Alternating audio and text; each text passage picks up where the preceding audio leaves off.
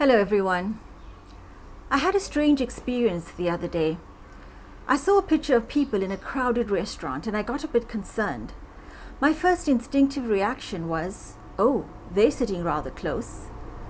And then I realized that this was the world before COVID-19, when we went out to restaurants and sat near other people and brushed past people at functions and didn't think anything of it. When we hugged our friends and shook hands with strangers we just met. That other world.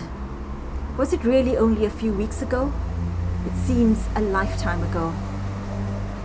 Everything that we knew and took for granted came to an abrupt halt, and we were forced to adapt to new realities. What is going on? We are reeling with confusion at how the world changed so utterly without any notice. Whatever one's particular reality is, many people are struggling, and in a way that's normal. It's because we're having to cope with loss of jobs and income, of freedom, of security, of human contact, loss of a life once lived, loss of a world as we knew it. So, it is normal to feel lost, depressed, and anxious.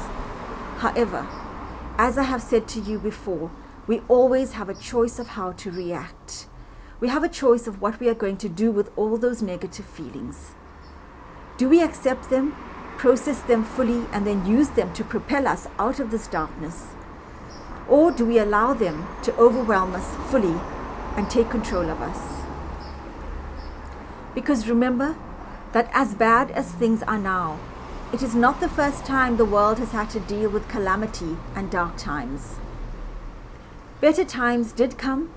There was joy again, and hope, and victory. And it will happen again.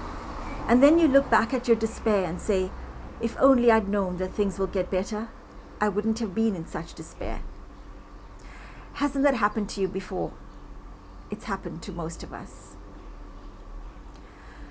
Besides the damage it does to us, negative emotions have a way of making everything worse. I've told you before of the power of our thoughts and our imaginations. Have a look at my previous blogs on my website. We can make ourselves sick with our own minds. We can generate misfortune and disease by obsessing about them. Imagine the impact of an entire world all panicking and anxious at the same time. It's a recipe for even more disaster. There's no denying the world is in a bad place, but mass anxiety will just make things worse. So, stop, breathe, calm down. The only way we are going to beat this is to stop all the mass panic and fear. I know it's not easy, but recognizing it is the first step. And then we can slowly start unpacking it and resolving it. In the same way that we can all panic en masse, we can all do the opposite. Perhaps it's time to develop an alternative global mindset of faith, hope, and courage. Yes, we are all affected differently, but this virus takes no prisoners. It does not discriminate between class, race, and creed.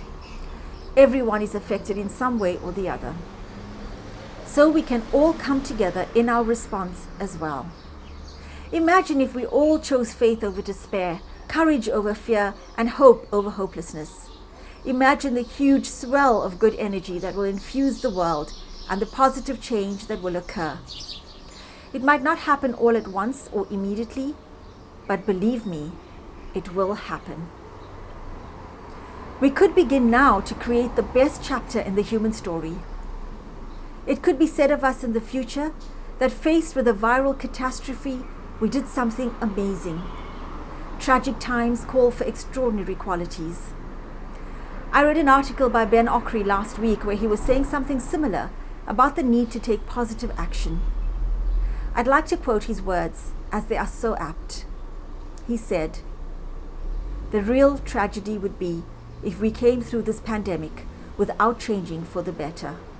It would be as if all those deaths, all that suffering meant nothing." Unquote. Having said all this, I get that it's easier said than done, that when you are in the depths of depression or anxiety, it's very hard to overcome it without help. Well, help is available. Mental health professionals and life coaches have never been needed as much as they are now. And thankfully, our services are as effective online as they are in person. I am here to help you. Visit my website at www.raisamohammed.co.za.